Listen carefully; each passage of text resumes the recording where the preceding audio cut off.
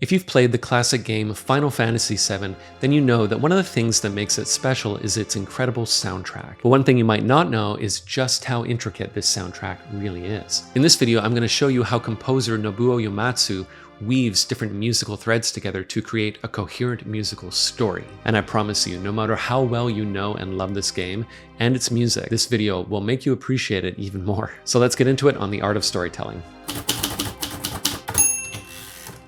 So let's kick things off with the most recurring musical theme in the game, which, as you might expect, is the main theme of the game. I'll just outline the basic form on my little piano here.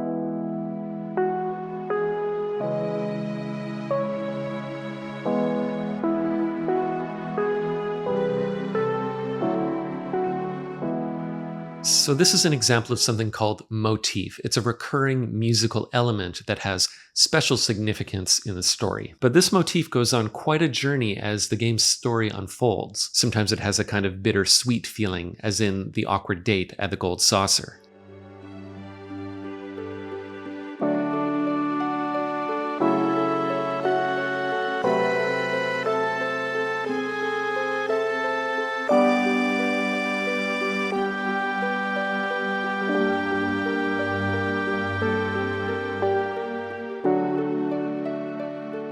The melody is different enough here that you might not recognize it right away. And of course, that flexibility is the hallmark of a good motif. It should be adaptable to the different emotional requirements of the story. And this motif really does have a huge emotional range in the game. Another place you'll hear it is during the flashback scenes in Nibelheim. And this time it's in a minor key and much darker.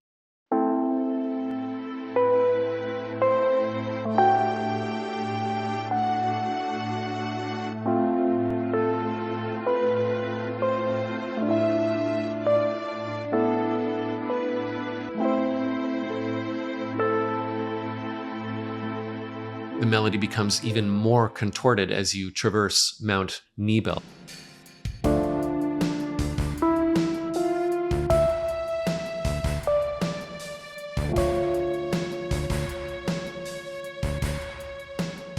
So already we've come a long way from the pleasant melody we started with, but certainly the darkest expression of this motif occurs in what might be the darkest moment in the story, when Cloud, our main character, loses control of himself and almost kills Aerith.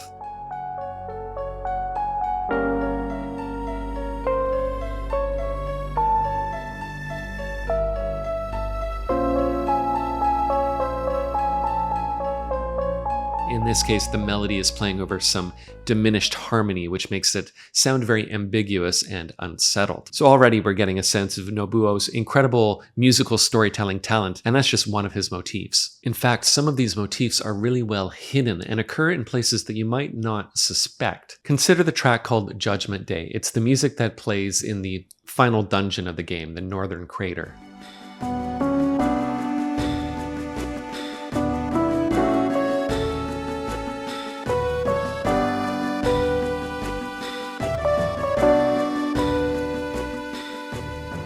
It's a really incredible piece of music on its own, but do you hear another well-known musical motif from the game happening inside the melody? Here it is with just the piano, so you can hear it a little more clearly.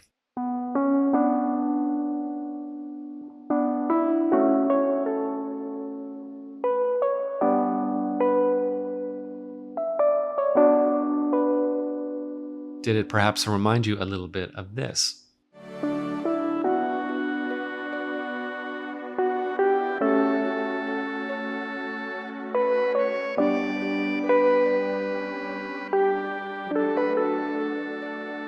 Now, I think that's incredible because these two pieces of music have such different moods, and yet he still finds a way to make that kind of melodic reference. And the thing I really admire about it is that if you've played the game and you know the story, it actually makes perfect sense that Aerith's theme would be evoked here. Uematsu really deeply understands the story and the characters, and he's weaving a musical tapestry that the player is perhaps not conscious of, but that is nonetheless deeply affecting because it's recalling the subconscious memory of that character. Another hallmark of good motif is that it has a distinct and memorable form, something you can recognize even if it gets modified or used in an unexpected way. I think my favorite example of this is the Shinra music.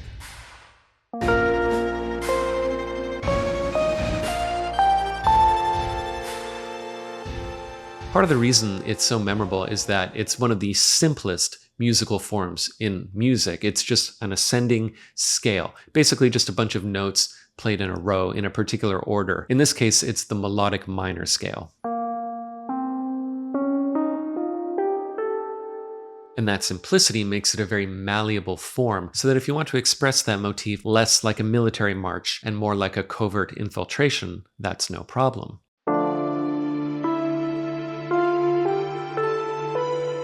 This piece is just that same melodic minor scale being moved around in several different keys.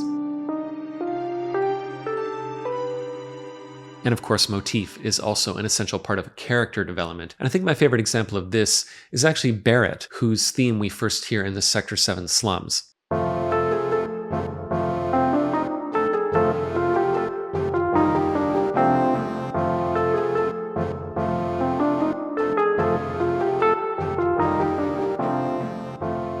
Now, the thing about Barrett is that at first he seems a bit one-dimensional. He's just an angry eco-terrorist bent on revenge. But as the story unfolds and we learn more about his tragic life, his character deepens quite a lot. Kind of learns that maybe he's gone too far and let his pain take control of him and he has to contend with his own shadow. So how does Nobuo convey that musically? Well, if you listen closely at the end of Barrett's theme, you'll also notice a little musical hint to Barrett's dark side.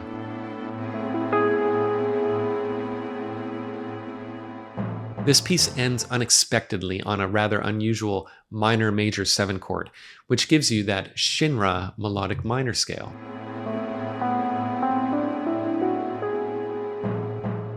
And that feels very deliberate because that chord is a place that this song's harmony would typically not go to. The fact that Barrett's theme also contains Shinra's theme is just really interesting to contemplate and really adds depth to the overall portrayal of that character. And by the way, did you know that the music of Corel is just Barrett's theme played in a minor key?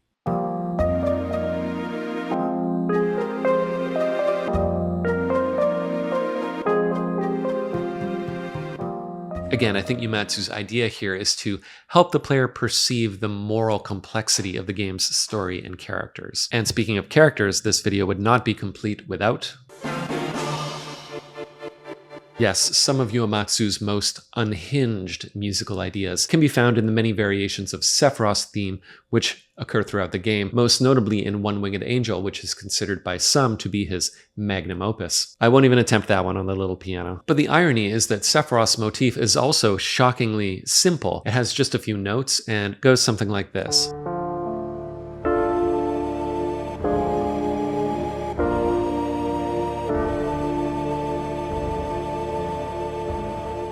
It's essentially just a minor chord with the 5th flattened and then sharped and then played natural again. But again, that simplicity means that it can be referenced to in very discrete, almost subconscious ways. There's a piece in the soundtrack called Anxiety, which occurs in many places in the game, but is especially associated with Nibelheim. And it sounds to me like Nobuo snuck in a reference to Sephiroth here.